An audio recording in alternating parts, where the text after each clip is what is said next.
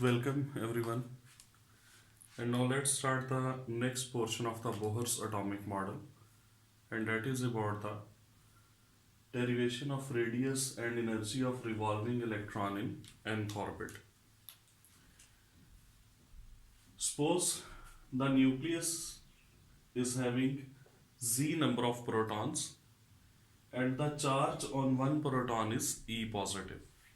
So when you will multiply with z with E positive, Z is the number of protons in the nucleus, E positive is the charge on one proton. When you will multiply these two, it will be equal to the total charge of nucleus.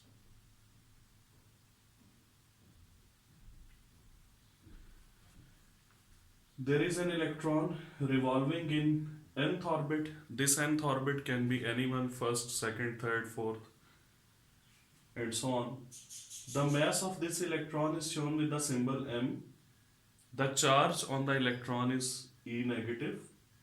The tangential velocity of that electron is shown with the symbol v. And the distance between the nucleus and the electron revolving in the nth orbit is shown by r. Now, as we know that there is a force of attraction, electrostatic force of attraction between nucleus and electron, and that electrostatic force of attraction is, the formula is given by the Coulomb's law. In my previous lecture, I have discussed that the Coulomb's law, according to Coulomb's law, the electrostatic force of attraction between nucleus and electron is equal to G square divided by 4 pi epsilon naught r square. This one is the first formula in which everything else is defined, but what is epsilon naught? Actually, epsilon naught is the vacuum permittivity. It is a constant, and the value of vacuum permittivity is 8.84 into 10 raised to power minus 12 Coulomb square per joule per meter. So this one is the Coulomb's force. Now, when this electron will be revolving in the nth orbit, against this electrostatic force of attraction, there will be another force, that is the centrifugal force, which will be balancing this electrostatic force of attraction. So that centrifugal force, it is given by formula mv square divided by r. According to Newton's third law, these two forces will be equal in magnitude but opposite in direction. So comparing, because they are equal in magnitude,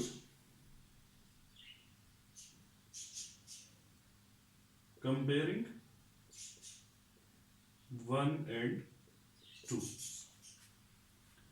we will get Z square divided by 4 pi epsilon naught r square is equal to mv square divided by r.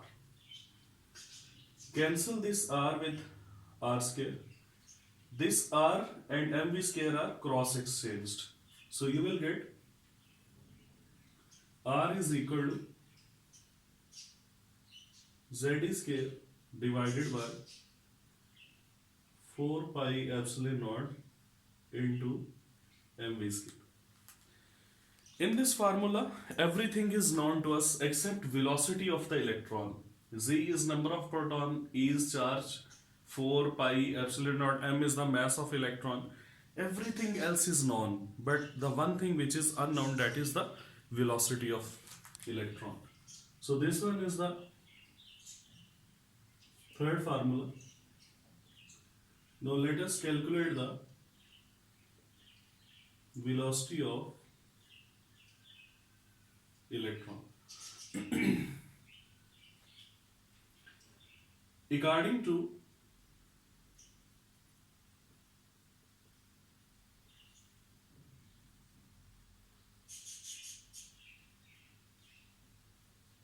one of the postulates of the Bohr's atomic model. We know that angular momentum mvr is equal to nh over 2 pi.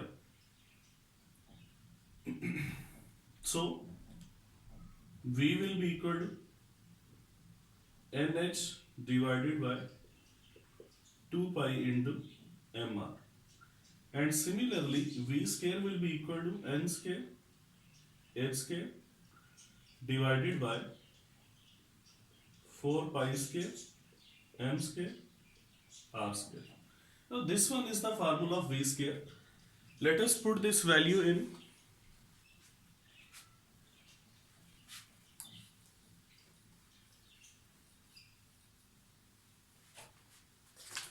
So putting this value of v square in the equation 3, now r will be equal to z e square divided by 4 pi epsilon naught m, and what is the value of v square? That is n square h square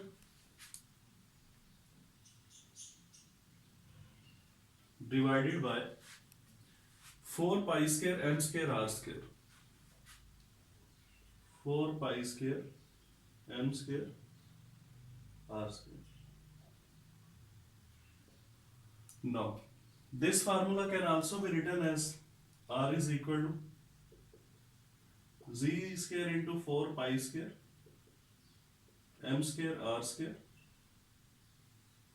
divided by 4 pi epsilon naught m n square h square. We have just rearranged type of formula.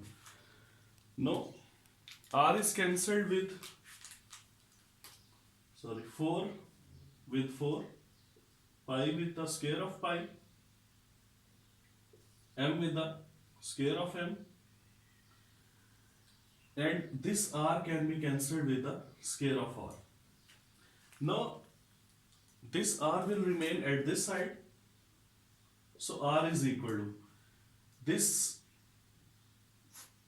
formula or this state that will be taken to the opposite side, epsilon naught n square h square divided by z e square pi m. This one is the formula of the radius.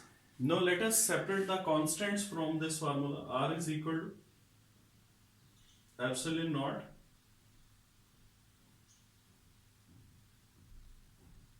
h square divided by z e square pi m into n square. This one is called as a naught, and a naught, it means that is equal to epsilon naught h square divided by z e square pi m. Now what will be the value of this a naught or alpha naught, sometime it is written. Epsilon naught is 8.84 into 10 is per minus 12 coulomb square per joule per meter. H is 6.626 into 10 is per minus 34 joule second. Z, because the Bohr discussed the hydrogen atom, so in case of hydrogen atom, Z should be equal to 1. E 1.602 into 10 is per negative 19 coulomb, pi 3.14, and M 9.1 into 10 is per minus 31 kg. When you will put value of all these constants,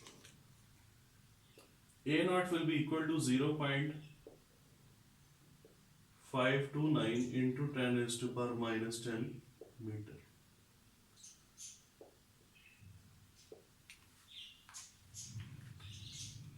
Now, you can also write it as, because 10 raised to power minus 10 meter is equal to 1 angstrom. So A naught is equal to 0.529 angstrom. Now, replace this value here. What will be the R? R is equal to 0.529 into n square angstrom. But because R is only depending on n, so we can write it as Rn is equal to 0.529 into n square angstrom. This one is the final formula from where we can calculate the radius of any orbit of the hydrogen atom. Suppose in case of first orbit, n will be equal to 1 and R1 will be 0.529 angstrom. This was the value calculated by the Bohr, and even this value is very close to the modern value. Now, this one is the radius of the first orbit. In case of n is equal to 2, R2 will be equal to 0.529 multiplied by 4 angstrom. You can calculate this value by using the calculator, and that value will come out to be 2.11 angstrom.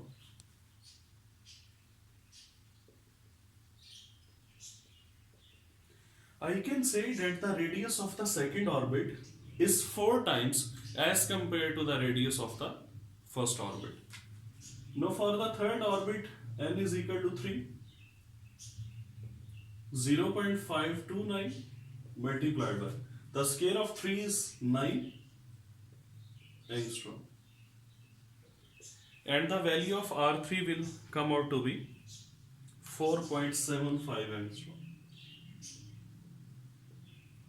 Now I can say that the radius of third orbit is 9 times as compared to the radius of the first orbit.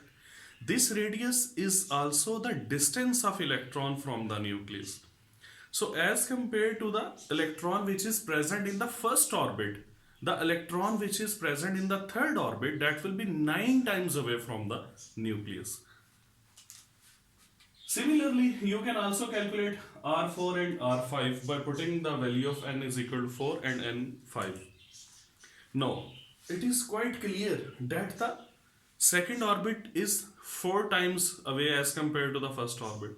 Now, the third orbit is 9 times away from the nucleus as compared to the first orbit. So, as we will move away from the nucleus, the distance between two adjacent orbits, that will keep on increasing. So R5 minus R4, that will be greater than R4 minus R3, that will be greater than R3 minus R2, and it will be greater than R2 minus R1. Even you can calculate it by putting the values of R5, R4 and so on. You can also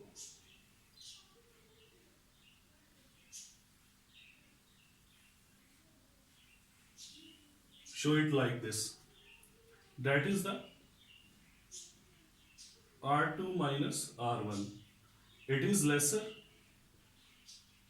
than R3 minus R2. That will be greater than it.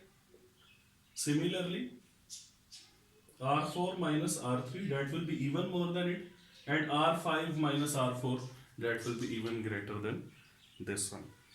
So this was the formula to calculate the radius of electron, radius of the nth orbit, or you can say this is the formula to find the distance of the electron from the nucleus when it is revolving in its specified energy level or shell or orbit. Now the next portion is how to calculate the energy of the electron which is revolving in the nth orbit.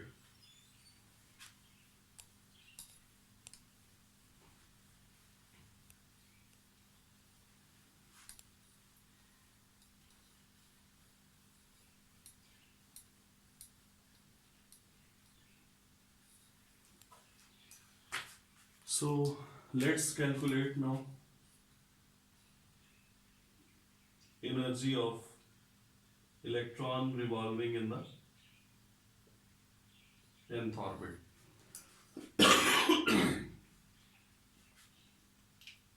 You know that the total energy of electron will be equal to its kinetic energy plus potential energy. Whenever anything, any particle or anything is in motion, it has certain kinetic energy because the electron is revolving, so it has mass and velocity, and half mv square will be its kinetic energy. So its kinetic energy will be half mv square plus. Now the potential energy in physics, that is due to position. Even in chemistry it is due to position, but that position is seen with reference to the forces of attraction or forces of repulsion. Now the formula of the potential energy, it is calculated by using a derivation. That is not our topic. So we will simply put the value of the potential energy, and the value of the potential energy is Z square divided by 4 pi epsilon naught r. Why it is in negative, we will discuss it. This one is the formula of the potential energy which is derived, but the derivation is not our topic. So that one is the potential energy, and this potential energy is actually due to the forces of attraction between the nucleus and the electron. Now E is equal to half mv square minus Z E square 4 pi epsilon naught r. This one is an equation which is shown with A. As in the topic of the radius, we have discussed that mv square over r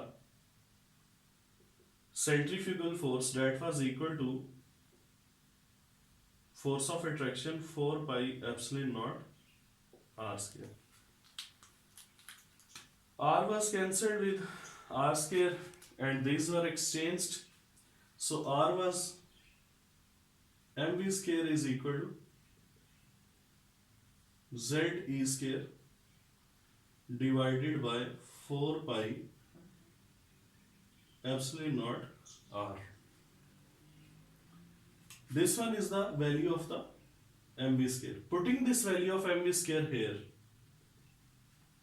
we will get E is equal to half Z square divided by 4 pi epsilon naught r minus Z E square divided by 4 pi epsilon naught r. Multiply this two, that will be equal to Z E square 8 pi epsilon naught r minus Z E square 4 pi epsilon naught r. Taking LCM, that will be 8 pi epsilon naught r. It will be Z square minus 2 Z square. So finally E will be equal to minus Z E square divided by 8 pi epsilon naught r. This one is the formula. I mean, we will say that it is B. Everything is constant except R. Z, E, 8 pi epsilon naught. We know the value of all these entities, but R is unknown. But we have derived the formula of R. So putting that R, value of R or the expression of R here, we will get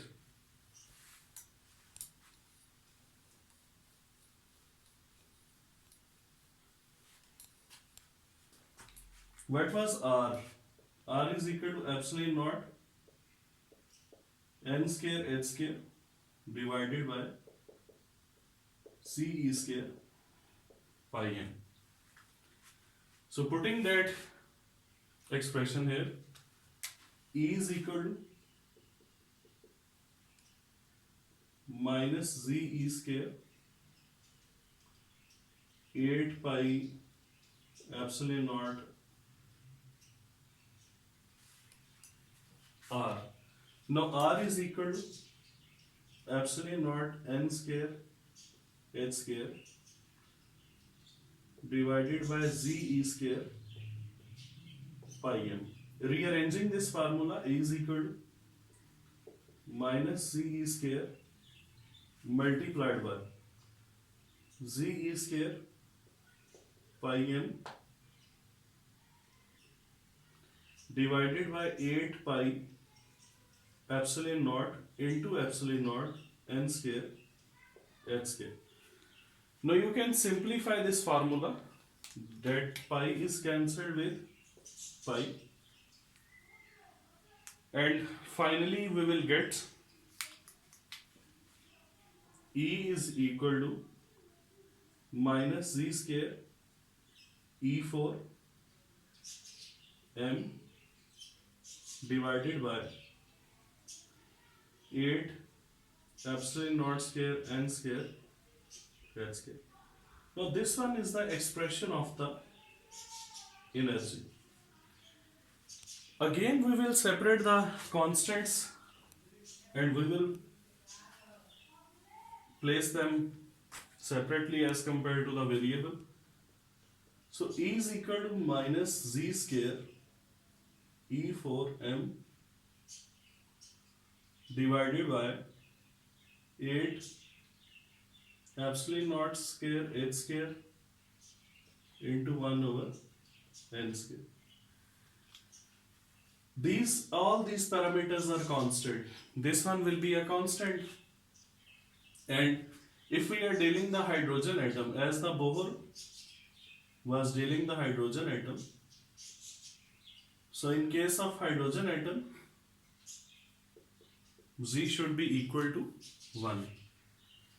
E, we know it is 1.602 into 10 s per negative 19 Coulomb. Similarly, mass 9.1 into 10 s per minus 31 kg, 8 epsilon naught 8.84 into 10 s per minus 12 Coulomb square per joule per meter, and H is 6.624 into 10 s per minus 34 joule second. When we will put all these values, we will get E is equal to minus 2.178 10 s per minus 18 1 over n square joule.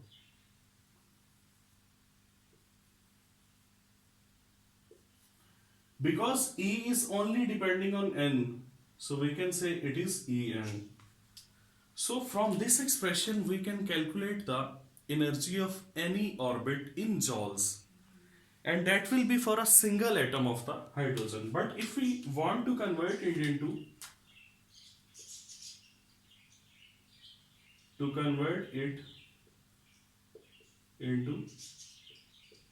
kilojoule per mole. In order to convert to kilojoule per mole, it is for one atom. So in case to calculate for 1 mole, it will be multiplied with Avogadro's number. And it is in joule. To convert it into kilojoule, it must be divided with 10 raised to power 3 or 1000. 1 over n square. No, it is kilojoule per mole. After calculation, we will get a value that E is equal to minus 1313.31 into 1 over n square kilojoule per mole. It can also be written as En is equal to minus 1313.31 divided by n squares n square kilojoule per mole. So by putting the value of n, now you can calculate the energy of any orbit. If n is 1, this value will be divided by 1, it will remain same, minus 1313.31 kilojoule per mole. In case n is equal to 2, then this value will be divided with 4, n is equal to 3, this value will be divided by 9.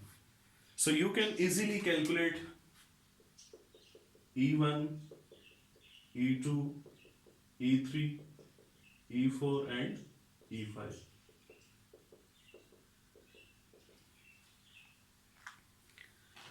The value of E1 comes out to be minus 1313.31 kilojoule per mole. When you will divide it by 4, then the value will be minus 328.82 kilojoule per mole. 32, sorry. When you will divide it with 9, because in case of third orbit n is 3, so you will have to take its care 9. You will divide it by 9, it will come out to be minus 145.92 kilojoule per mole. Similarly, when you will divide it by 16, minus 82.08 kilojoule per mole. And when it will be divided with 25, minus 52.53 kilojoule. Now look at this. According to the expression, it looks as if En is inversely proportional to n square. But when n is increased, no doubt the value is decreasing. 1313, 328, 145, 82, 52. But this decrease is also having the negative sign. And you know, as the negative value decreases, it is actually increasing. So in this case, it looks as if En is inversely proportional to n square. But due to presence of the negative sign, basically energy is directly proportional to the n square. So keep in mind that here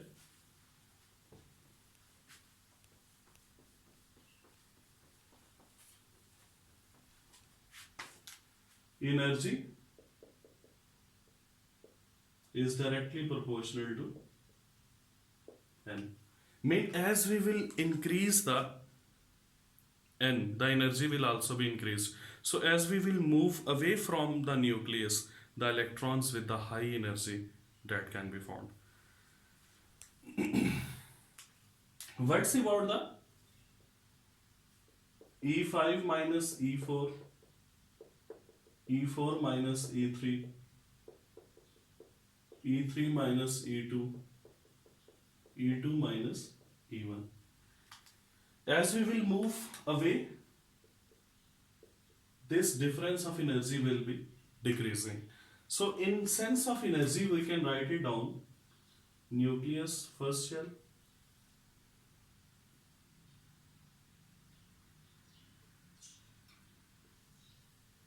Second shell. Third shell. Mean in between the first and second shell, there will be maximum difference of energy. Then from between third and second shell, the difference of energy that will be decreased, and as we will move away, this difference will be further decreasing. So that will be in descending order basically.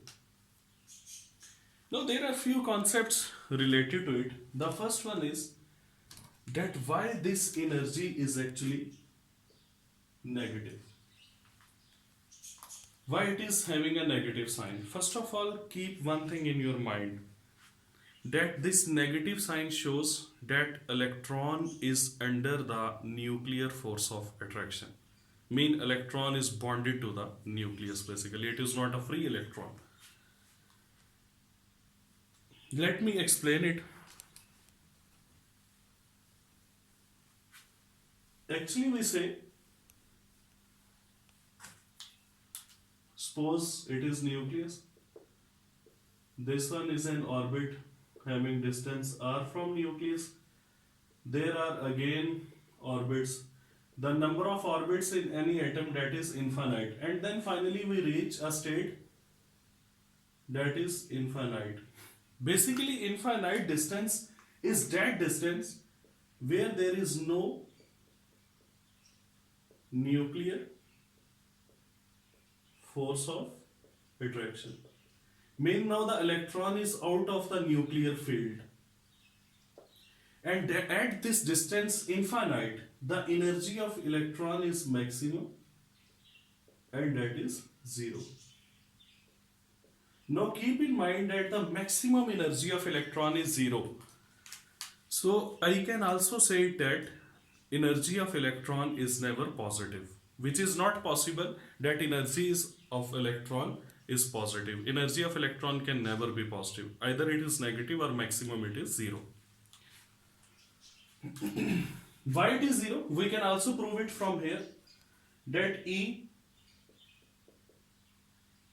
infinite is equal to minus 1313.31 divided by infinite square, kilojoule per mole. And whenever anything is divided with infinity, it comes out to be 0. So E infinite is equal to 0. This state is called as the zero energy state. Now electron is moving. Actually, the electron which is here, this electron moved from infinity distance to this distance r. The electron was having maximum energy at infinity. And when this electron traveled from infinite distance to r distance, it will have to do some work in order to move from infinite to distance r. In doing the work, energy is required, and this electron will use some of its own energy to do work. And when it will use some of its own energy, obviously the maximum energy was 0, and out of this energy some energy is used, so it will be decreased, and the value less than 0, that will be negative.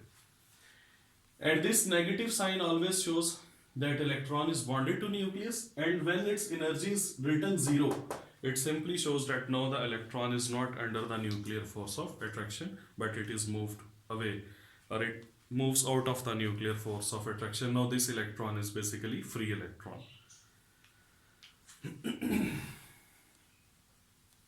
The next is, Bohr also calculated the ionization energy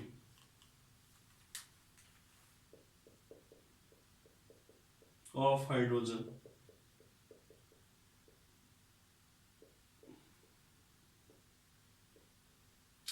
Basically, ionization energy is the energy which is required to remove an electron from the outermost shell of an isolated gaseous atom. So, ionization energy in this case, that will be equal to E infinite minus E energy of valence shell. In case of hydrogen, the valence shell is the first shell. So ionization energy is actually E infinite minus E1. You can see that the value of E1 and E infinite I have already calculated, that E infinite is 0 and E1 is minus 1313.31. So ionization energy comes out to be 1313.31 kilojoule. If you want to convert this energy into joule per atom, then divide it with Avogadro's number and multiply it with 1000. That will be moved again to joule per atom. So this one is the energy which is required to remove electron from valence shell of the hydrogen atom, and this energy is actually used to break that Coulomb's force which is present between the electron and the nucleus. So this was about the energy of the electron and ionization energy of the hydrogen atom. Whenever we say that energy of shell, that is also energy of the electron. So there is no difference between the energy of the shell or the energy of the electron. Let me tell you one thing more.